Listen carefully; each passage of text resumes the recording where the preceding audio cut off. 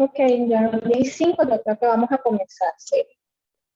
El tiempo apremia y de verdad que muchas gracias por cedernos en este espacio. Bueno, buenos días. Bienvenidos una vez más a lo que es el rol de la mujer en la industria petrolera. Como todos los meses, lo que buscamos es contar historias de mujeres extraordinarias con logros importantes y destacadas para historias en la industria petrolera.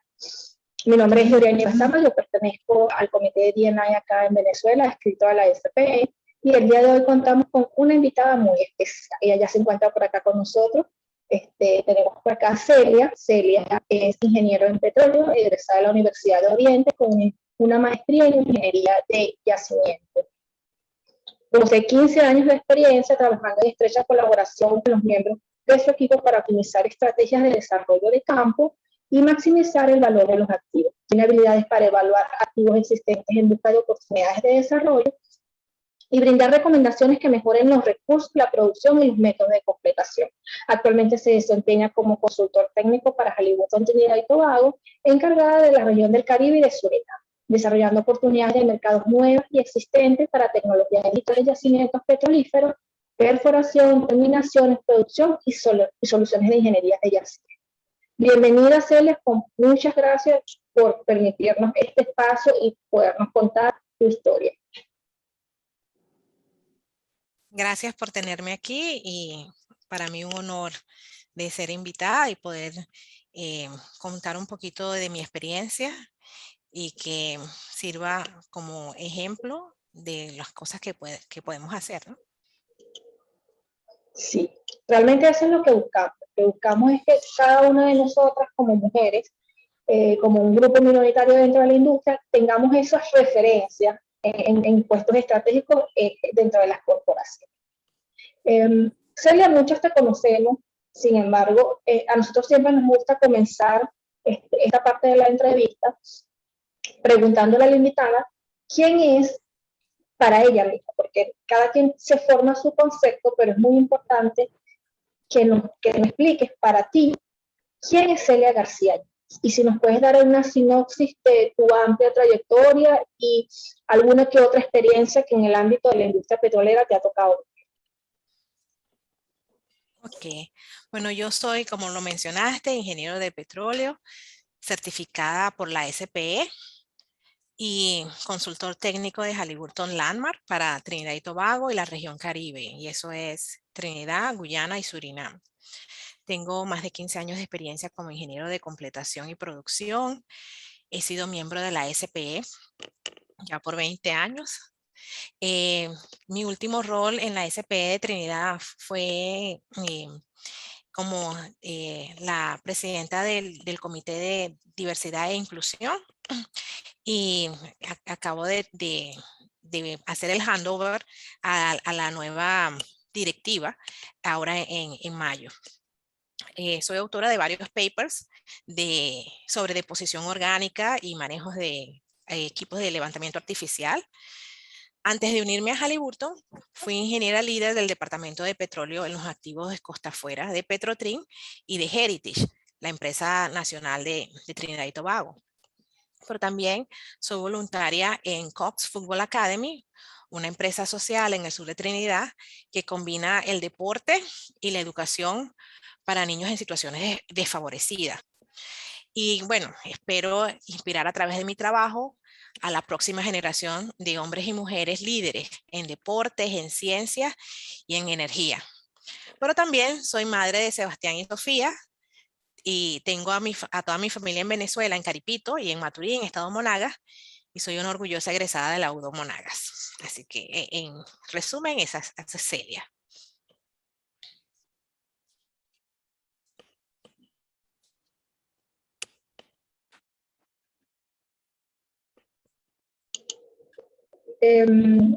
Ambas orientales, Celia.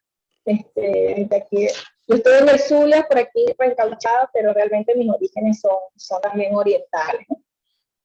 Basado en todo esto que nos comentas, Celia, quisiera que me explicaras cuál es el reto más desafiante que te ha tocado enfrentar en la industria. Quizás pueden ser muchos, porque yo entiendo que ya con el simple hecho de levantarnos cada mañana es un reto, sobre todo en estos tiempos de pandemia, pero sin embargo, aquello cuando yo te mencioné desde el punto de vista profesional, ¿cuál fue quizás aquel que fue más desafiante para ti en su momento? Sí, tienes razón. Hay muchos. Yo voy a comentar dos. Dos porque fueron dos momentos cruciales en mi vida profesional. El primer reto fue cuando yo terminé las materias en la Universidad de Oriente y necesitaba buscar una empresa para poder hacer mis pasantías y la tesis. Y fue bastante difícil porque no conseguía. Entonces se me sugirió que, se me compartió un teléfono de Petrotrin, la empresa nacional de Trinidad, y mi relación con Trinidad era porque yo había hecho un break en la universidad y me fui a estudiar inglés y luego regresé a Venezuela a terminar la carrera. Y bueno, en ese momento alguien compartió el teléfono de Petrotrin y me dijeron que por qué no llamaba a ver si ellos tenían oportunidades. Y yo estaba muy nerviosa que me van a dar una oportunidad a mí por teléfono, pero llamé con toda la confianza del mundo y pedí hablar con el presidente de Petrotrin. Y en esos momentos, PDVSA y Petrotrin estaban en conversaciones bilaterales y pensaron que era alguien de la directiva de PDVSA que estaba llamando y le pasaron la llamada al presidente de Petrotrin. Y yo le dije al presidente de Petrotrin que yo era un estudiante que acababa de terminar y que estaba dispuesta a, de manera gratuita, resolverle un problema y que yo ganaba de eso la tesis. Y él estaba como que, ¿quién eres tú? Yo no te conozco. ¿Cómo conseguiste mi número? Y mi respuesta fue, bueno, vamos a conocernos, denme la oportunidad de una entrevista y de allí lo tomamos, empezamos una relación laboral. Entonces, él me dijo, ok, en 2 semanas vente y vamos a conocernos. Y así fue, en 2 semanas viajé a Trinidad, pude presentarme, me di cuenta ya cuando yo fui a la oficina del presidente de Petrotrin, él tenía un panel de PhDs esperando para entrevistarme, pero no solamente para entrevistarme, sino con una lista de posibles problemas o problemas que ellos tenían para ver cómo podíamos resolverlo, cuál yo quería seleccionar para darme la oportunidad de la tesis. Entonces fue un momento, o sea, irme a otro país, mi inglés no era el mejor, yo lo que hice fue un curso de inglés de unos meses y estar en ese panel en otro idioma y que me dieran la oportunidad y me dijeron, sí, vente, vas a empezar y luego mudarme a Trinidad donde no tenía familia y por más de un año hacer la tesis en un lugar remoto al sur de Trinidad fue bastante retador. Entonces uno de los retos así como que romper todas esas barreras culturales del lenguaje y sin familia, ¿no? Sin ese apoyo, fue algo para mí que fue decisivo. Y el segundo reto para mí fue cuando hubo ser testigo, ¿no? Del cierre y reestructuración de esa misma empresa donde yo trabajaba.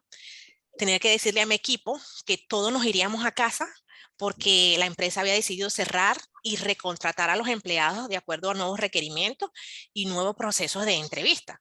Se fue un periodo bastante retador porque debíamos seguir trabajando por 3 meses y la moral estaba por el piso. A la vez debíamos continuar tratando de mantener la producción y hacer nuestro trabajo, sabiendo que al final de estos 3 meses no sabíamos si íbamos a regresar. Entonces, me ayudó mucho tener la empatía y el entendimiento de mis compañeros, de mi equipo. Eran 9 ingenieros que me reportaban y todos, por supuesto, nadie quería trabajar. Entonces, tratar de ver que el equipo estaba deprimido, saber que hay que verle el lado positivo a la situación, replantearse otros puntos de vista de qué podemos hacer con nuestras carreras, otras oportunidades de negocio, incluso otras industrias. En mi caso, yo nunca dejé de trabajar porque fui escogida para ser parte de un plan de transición entre la empresa que cerraba y la nueva que se reestructuraba, pero el equipo que me asignaron tenía cero experiencia en operaciones de campo. Eran hombres mucho mayores que yo, pero que no tenían experiencia o su experiencia era solo de refinería. Así que tuve que explicarles las operaciones, los equipos de bombeo, las líneas de transmisión. Recuerdo haber colocado una pizarra para poder explicarle el bombeo mecánico. Un reto adicional, pero fueron personas que me vieron como una aliada, a pesar de las diferencias de edad. La actitud de ellos fue de querer aprender y hasta estos momentos son muy buenos amigos. Entonces de allí aprendí eh, a reinventarse y que los cambios existen y que bueno, hay que adaptarse. De verdad que el primer reto, yo creo que es uno de los principales situaciones a las que se enfrenta uno saliendo de la universidad, que quizás uno no está preparado y la manera en cómo lo resolviste. Lo que nos llama la reflexión de que los límites necesariamente son aumentables y que todos estamos de una manera u otra preparados para realizar cualquier actividad en cualquier espacio.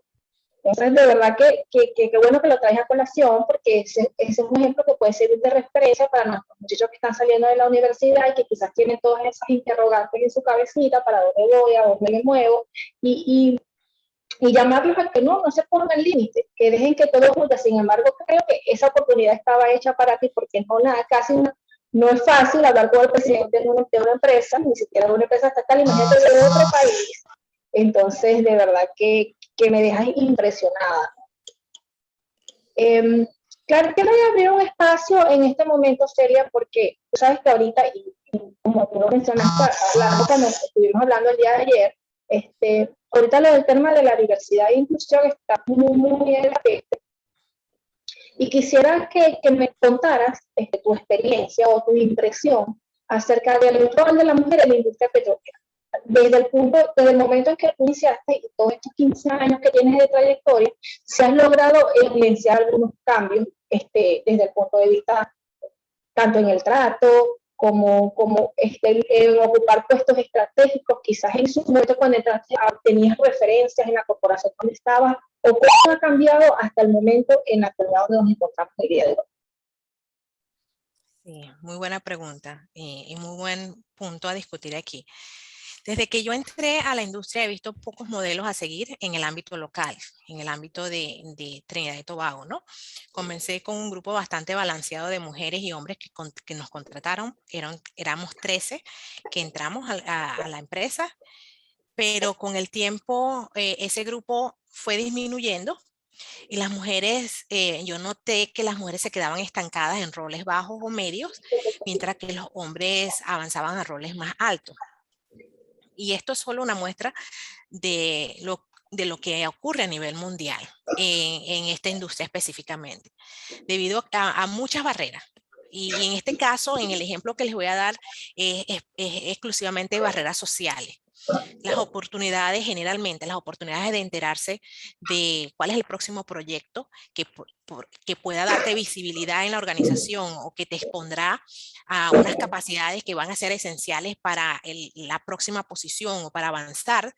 Generalmente uno se entera de eso después de la oficina, tomándose unos tragos con gente de otros departamentos o yendo a un campo de golf o al fútbol y esas conversaciones surgen y te dan esos tips de esos nuevos pasos o este proyecto se está preparando. Entonces, bueno, como mujeres, nosotras generalmente no salimos de la oficina a tomarnos unos tragos. Generalmente salimos a correr, a ver a los niños, a hacer las tareas. Muchas veces, si decides porque eres consciente de que ese es el foro donde vas a conseguir información. De repente se puede malinterpretar si te unes al grupo a tomarte unos tragos, porque entonces estarías interesada en una relación romántica con alguien del equipo o alguien del otro departamento, se ve feo. Entonces esas barreras sociales o culturales que están allí impiden que las reglas del juego sean equitativas. Las mujeres tenemos que trabajar doble o triple, eso está aceptado para ser reconocidas, pero no todo es malas noticias. Durante ese periodo que tú mencionas de 15 años, mucha gente ha trabajado ha hecho investigaciones, han puesto casos y han mostrado los resultados en números, en muchos reportes, de que cómo afecta o esa falta de diversidad, cómo afecta las finanzas de una organización. Y precisamente ignorar el 50% de la población femenina, las mujeres, tiene un valor en el bolsillo de la organización. Entonces estas personas que están haciendo estas investigaciones están logrando que muchas empresas establezcan grupos de empleados de apoyos a las minorías o apoyos a mujeres, y también están tratando de establecer cambios estructurales en el proceso de contratación, como la creación de canalización de liderazgo. Eso es que identificar empleados de alto potencial desde temprano en sus carreras, para que se les entrene o se les dé las herramientas necesarias para que estén preparados para los diferentes roles. Por supuesto, tomando en cuenta que cada rol tenga opciones diversas de género, de antecedentes, de nacionalidad, etc. La idea es preparar a muchos y escoger al mejor para el puesto, porque al final, cuando tú hablas con organizaciones, ellos no quieren, la idea no tiene nada que ver con, con si alguien es de mi misma religión o mi background, tiene que ver con quién puede hacer mejor el trabajo. Entonces, la idea es parar, como dije, a muchos para escoger al mejor. Y bueno, sabemos que el talento viene en muchos matices, en muchos colores, y es importante que la industria de la energía tenga las herramientas, los recursos, perdón, la educación para preparar a sus líderes y enfocarse en preparar un lugar de trabajo que sea multicultural. Hoy en día hay un cambio de paradigma de una cultura monolítica a una que sea multicultural y que sea inclusiva.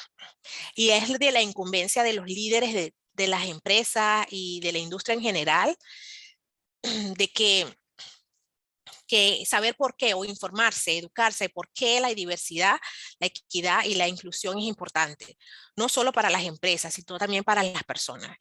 La nueva generación, generación de relevo que viene, la generación Z, los millennials, ellos tienen otros valores, los drivers para esa generación es diferente. Entonces, hay una gran competencia por personal bueno, porque por supuesto hay mucha gente que puede contratar, pero que sea bueno y que traiga valor a tu organización, especialmente con las empresas modernas de tecnología. Esta nueva generación se ve muy alineada con estas empresas que tienen otros valores que la industria petrolera, que aún se ve liderizada por hombres mayores, blancos, y además de eso, de que se ve como el chico malo de la película, ahora con en la palestra la transición energética. Entonces, educarse, y estamos viendo eso, que muchas organizaciones, especialmente en el caso de la SPE, que ha puesto muchísimo énfasis en tratar de traer este diálogo, invitar a empresas grandes o pequeñas, porque mi experiencia es en empresas grandes en estos momentos, donde he visto que sí hay un esfuerzo concertado para establecer esa diversidad e inclusión, esa equidad en la selección de empleos o en la selección de proyectos, pero también en las empresas pequeñas, donde o los procesos no están bien establecidos y la contratación es diferente, darle oportunidades a otras personas tiene mucho menos rigor y tiende a ser más del amiguismo o la persona que se alinea más conmigo o el que está relacionado con mi religión o el amigo con quien salgo a tomarme unos tragos. Entonces, es algo que todavía hay un gap, eh, ¿cómo se dice gap? Todavía hay una brecha muy grande que cerrar, es la realidad. Pero más allá de eso, se está haciendo ese trabajo y bueno, agradecemos a SPE por la oportunidad de traer esa conversación aquí. Totalmente de acuerdo contigo, Celia, que los cambios necesitan ser más estructurales, ¿no? A nivel corporativo y no solamente para nosotras como mujeres, porque como mujeres seguimos siendo uno de los grupos más grandes minoritarios que tiene la industria. Sin embargo, sabemos que hay otro tipo de grupos que quizás tampoco se sientan representados y es por eso que nosotros abrimos dentro de la SP la palestra, ya no llamamos mujeres en energía, sino que somos diversidad e inclusión para tratar de incluir, de tener una política más inclusiva dentro de la SP. Quisiera que, hemos tocado ya varios aspectos de tu trayectoria, ¿no? Y quisiera que nos pudieras decir de todos los cargos que has podido desempeñar en la industria donde actualmente estás, ¿cuál es el que más satisfacciones te ha dado? Wow. Es difícil.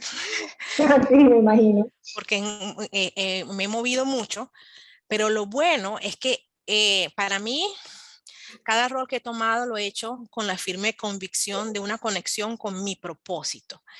Y la definición de ingeniería, yo la tuve desde que decidí estudiar ingeniería, yo busqué la definición y recuerdo, y la tengo aquí, que era la aplicación de procesos científicos utilizando los recursos de la naturaleza para darle solución a problemas eh, de la humanidad o problemas y necesidades de la humanidad. Y eso se quedó conmigo desde siempre. Somos parte de una industria que aporta grandemente al Producto Interno Bruto de los países.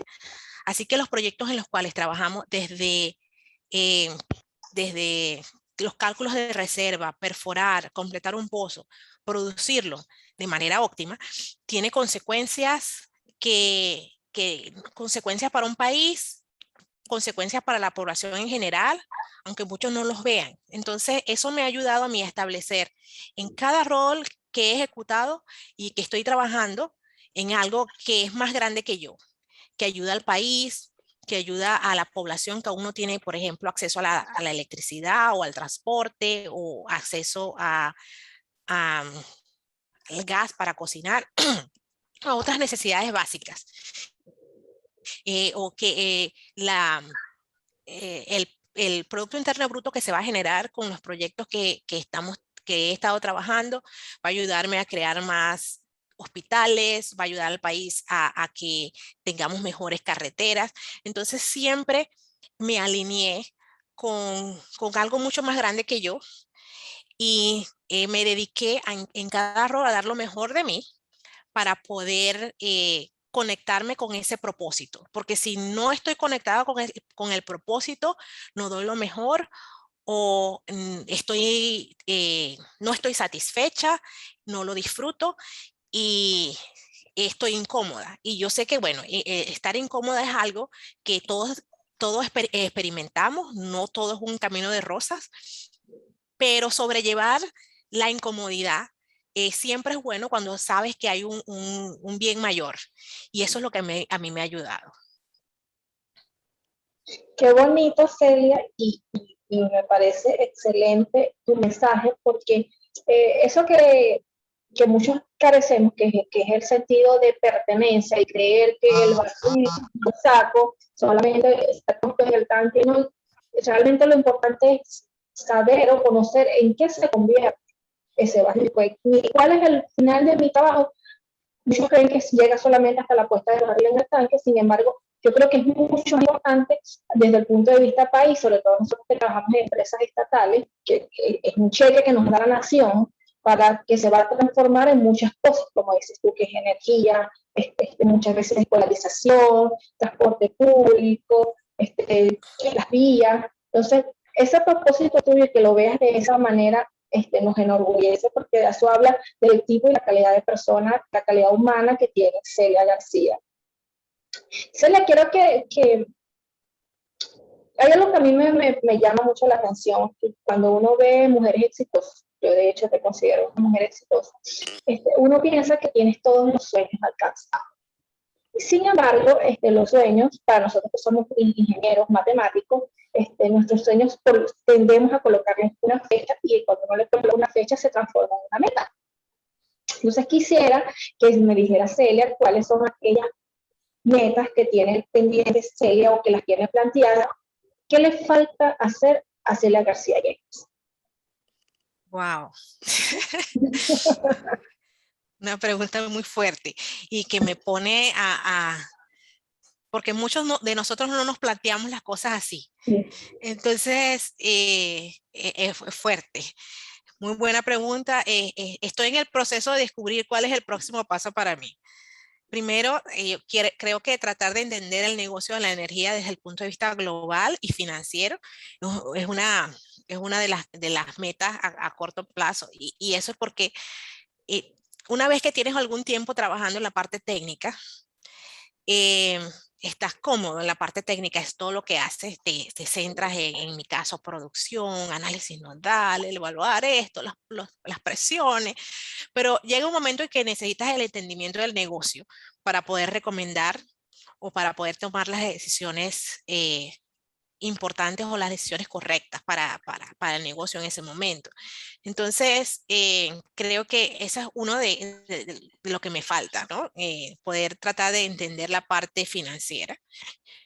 Luego, también con la transición energética que está aquí para quedarse, creo que estar relacionada con proyectos de secuestro de CO2, la aplicación de herramientas digitales para acelerar esa transición energética es una prioridad para mí en el futuro próximo, porque va a ser la transición energética y la industria está viendo una revolución digital. Yo estoy trabajando con herramientas digitales en varios países y estoy expuesta a todo eso que es fascinante. Entonces creo que tener una idea de cómo se aplica o cómo los ingenieros se están convirtiendo en ciudadanos de datos, científico de datos, en la analítica de datos, y cómo se maneja eso es algo que es nuevo y que yo necesito empaparme un poco más. Pero también quiero balancear un poco más el trabajo y la familia, ya que se sacrifica mucho tiempo al inicio de la carrera en viajar a campos, en viajar mucho, en crear esa curva de aprendizaje en la que tienes que dedicarle tiempo a la carrera. Y en ese momento los niños están pequeños y todo eso. Yo tengo un niño de 11 años y una de 3 años. Entonces, quiero dedicarme también, quiero llegar a un momento en que esté cómoda, en que no me sienta culpable de que tengo mucho tiempo en la oficina y no tanto con los niños. Entonces, esas son creo que mis 3 prioridades fundamentales. Muchas gracias por esa pregunta.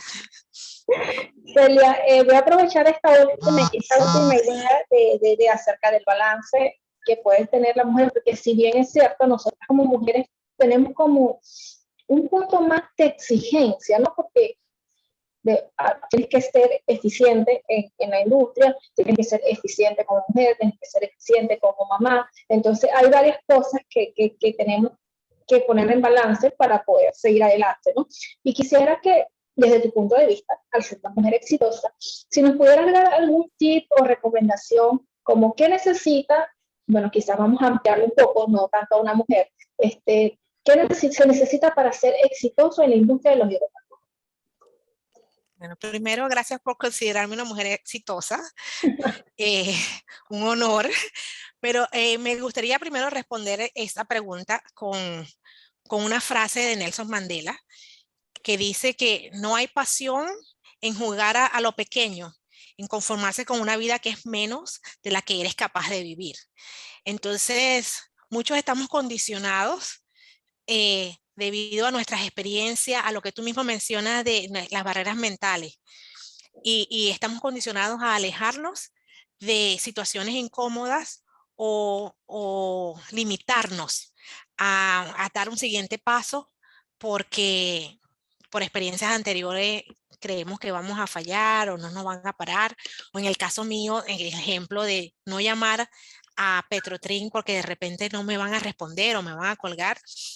Esas limitaciones que dejan que de repente se abran puertas. Entonces, para tener éxito, primero debemos identificar qué es el éxito para nosotros. Para muchos de nosotros, por ejemplo, el éxito es llegar a la presidencia de una organización. Para otros es tener suficientes recursos para retirarse y estar cómodo. Para otros es criar unos hijos que sean buenas personas y que no sean una carga para la sociedad. Entonces hay que definir qué es éxito, qué es jugar a lo grande y qué es jugar a lo pequeño. Y entonces una vez que definas qué es el éxito, entonces el siguiente paso es remover esas barreras que muchas veces, como dije, son mentales, para cambiar de actitud, planear y luego trabajar para obtener lo que quieres.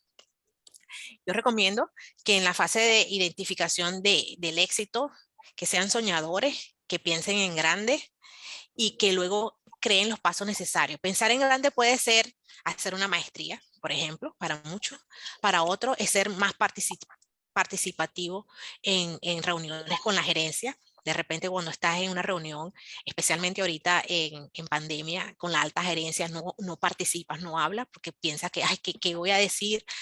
Y pensar en grande es ser más participativo, sí, tener miedo, pero igual lo voy a hacer. Y si me sale mal, bueno, aprender de allí, ¿no? Pero es dar el siguiente paso. También recomiendo que recuerden que la competencia es contigo. La competencia no es con nadie más. Tú ves a otras personas que están avanzando y eso me ha pasado a mí, por eso lo digo. Veo otras personas que están avanzando, que les dan oportunidades de proyectos, que viajan. Y entonces me pregunto si fuese yo la que le ofrecen esa oportunidad, la tomaría. ¿Cómo me afecta eso a mi familia o los planes que yo tengo también en general como persona, no nada más como profesional? Entonces, la competencia es contigo. Eh, Tienes que identificar que de repente esas personas que están avanzando de acuerdo a tu perspectiva tienen experiencia, tu crianza, tus valores fundamentales son tuyos y únicos, y eso es un potencial que debes valorar, y entonces no te compares con nadie, compárate contigo, cómo tú has mejorado desde hace un año, hace 5 años, y cómo estás ahorita, cuáles son tus valores, tus creencias, cómo está tu familia. Eh, y bueno, yo les recomiendo especialmente a mis colegas venezolanos que ya ustedes, de estar, los que están estudiando, mantenerse en la universidad, ya eso es un éxito. Con todos los retos y las limitaciones, estar aquí conectadas como equipo WIN Venezuela, esto es un éxito. Con las limitaciones del internet y la electricidad y todo eso. Entonces, compárense con ustedes. Esa es mi recomendación. Gracias por esa pregunta también. Los venezolanos definitivamente con todas las limitaciones. Sin embargo, aquí estamos con miras hacia el futuro, que lo va a pasar y vamos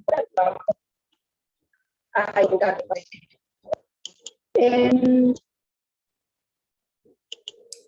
¿Me escuchas? Te perdí por un momento. Sí, ahora te escucho. Recortada. Un momento donde el internet falló un poco.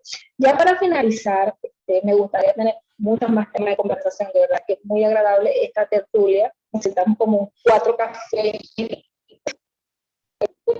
Pero un consejo, más que un consejo, quizás una recomendación es para la generación de relevo, para su desarrollo. Yo que soy la industria petrolera, Incluso si puedes ampliarlo, tu respuesta para aquellos estudiantes que están quizás en el último año de bachillerato y están indecisos en tomar el rumbo de las áreas STEM. Entonces, tu mensaje para ellos, tu recomendación. Ok, muchas gracias. Para la próxima generación, la parte técnica es muy importante. Es lo que hará que puedas para un órgano.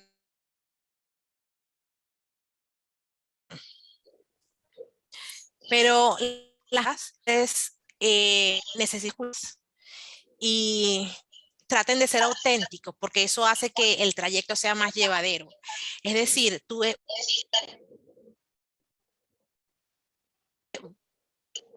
vas a involucrarte en esta trayectoria de la industria. Y tú puedes, va a ser muy cansón, muy difícil. Personalidad, yo hablo inglés oriental, pero eso no me ha impedido que me considere, que me inviten, que me pregunten opinión técnica o opinión sobre algún proyecto, porque eso no es mi limitante, eso es mi, como dice Sofía, mi hija, ese es mi superpower, mi superpoder. Entonces, bueno, el mundo necesita gente en el área de las ciencias y la tecnología, la energía, en el área de la ingeniería. Aún tenemos 13% de la población mundial sin acceso a la electricidad. Y es 13%, 940 millones de personas que no tienen acceso a la electricidad. Y si hablamos de gas para cocinar, son 3 billones de personas. Así que el trabajo de la energía en energía renovable o no renovable se necesita. Pienses solo en la situación actual del país. Va a cambiar, esa situación va a cambiar. Y no solo piensen en Venezuela, el mundo los necesita. Y estamos más conectados que nunca para poder brindar nuestro conocimiento donde sea necesario. Entonces, no piense que el petróleo se va a acabar, la energía es necesaria. O otra forma de energía renovable que se cubra o que se pueda masificar. Entonces, yo invito a los estudiantes, los de bachillerato, los que todavía están en duda, de que hay un campo para ustedes y que son bienvenidos. Necesitamos que esto sea sustentable, la industria. Entonces necesitamos gente como ustedes, gente jóvenes que traigan nuevas ideas y que puedan ser creativos para poder seguir adelante. Gracias por esa pregunta. Bueno, Celia, como lo mencionamos al principio, vamos a ver, revisar un momento el chat, a ver qué tenemos por acá. A ver por aquí. Por aquí decía Celia, imagino que en algún momento de la conversación me acuerdo contigo. Y por acá tenemos a Neira que pregunta. Celia, muy buena participación, y la pregunta es, ¿cuál es la visión que se tiene de otros países, en este caso profesional y venezolano? La visión de los profesionales venezolanos. Wow. De hecho, es algo que yo le comenté a Georgianis ayer, cuando estábamos haciendo preparación, porque es excelente. Yo les comentaba que el comentario es que los venezolanos tenemos como un chip de compromiso para terminar las cosas, si tenemos un proyecto que terminar, lo terminamos. Esa ADN del profesional venezolano a mí me llevó a resaltar dentro de un grupo diferente donde yo trabajaba con otras culturas y otros países, ¿no? Por ese compromiso de trabajo. Y luego yo también fui expuesta a profesionales, trabajé con profesionales venezolanos en el pasado y también aprendí de ellos ese compromiso, ese trabajo, no es nada más trabajar duro, pero es trabajar bien y es dar resultados exitosos. Entonces, son vistos y te estoy hablando de, por ejemplo, a nivel de operadoras, se ve muy bien, pero luego a nivel de empresas de servicio, y te estoy hablando de las grandes, no voy a mencionarlas, pero de las grandes empresas de servicio, prefieren personal venezolano porque estadísticamente han demostrado o hemos demostrado que tenemos el conocimiento, pero también tenemos como sigo diciendo, el compromiso de entrega. Y son personas que me lo han dicho. He manejado personal en otros países y el trabajar un fin de semana o pedirle a alguien de otro país que trabaja el fin de semana es terrible. O sea, me lo tienes que pagar, no puedo porque tengo otros compromisos. Mientras que al venezolano sí, no hay problema. No es que sean explotados, pero el nivel de compromiso es tan alto que vienen y te dicen sí, o te los encuentran sin pedirles, porque saben que hay un deadline, que hay una fecha de entrega y ellos están allí trabajando. Esta persona no es venezolana, quien me comentó eso, porque manejó personal de varias nacionalidades y dicen, o sea, preferimos porque hay ese nivel tanto de calidad como de compromiso.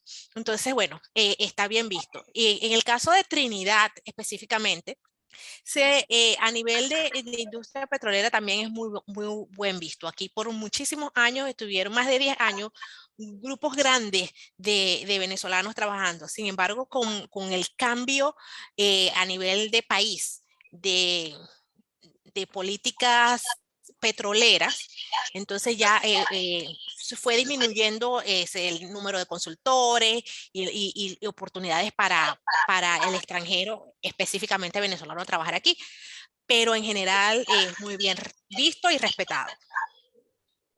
Sí, y eso lo conversábamos ayer, como lo mencionaste, porque, y lo hablábamos que no solamente en la industria petrolera, porque los venezolanos en cualquier espacio de donde se desempeñen, y de hecho creo que es uno de quizás los encontronazos que hemos tenido con nuestras nacionalidades, el grado de compromiso que tienen que tener los venezolanos al ejercer cualquier profesión. Bueno, Celia, yo por aquí nos para Serdi, gracias por Celia por compartir con nosotros tu trayectoria. Por acá dice Nereida, compromiso y pasión, cierto, muchísimas gracias, porque en lo personal a mí también me apasiona mi profesión. Por acá Liliana Molero, excelente participación, gracias por compartir tu experiencia. Bueno, con esto terminamos el segmento del día de hoy. Te quiero agradecer infinitamente, nuevamente, que hayas tomado este espacio de tu tiempo, sobre todo el fin de semana que utilizas para compartir quizás con tu familia y por compartir tu experiencia de vida en la industria. Te dejamos un espacio para que te despidas de la audiencia y muchísimas gracias nuevamente, Celia. Gracias a ustedes por invitarme. El mensaje es de que continúen en pie de lucha en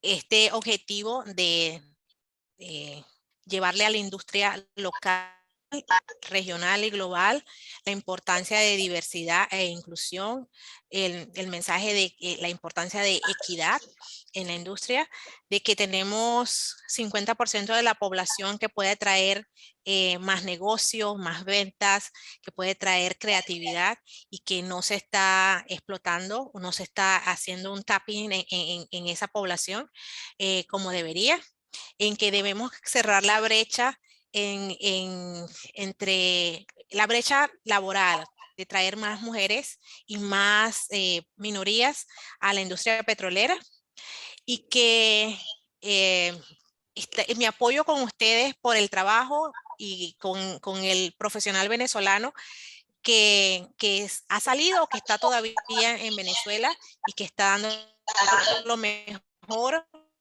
para levantar la industria. Entonces, muchas gracias por invitarme aquí.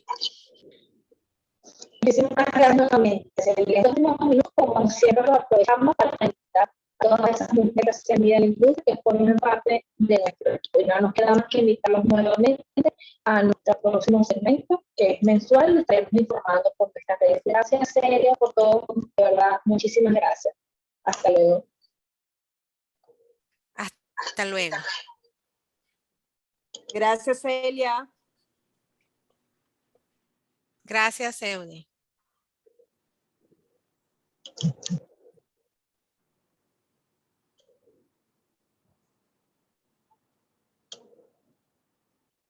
Sí.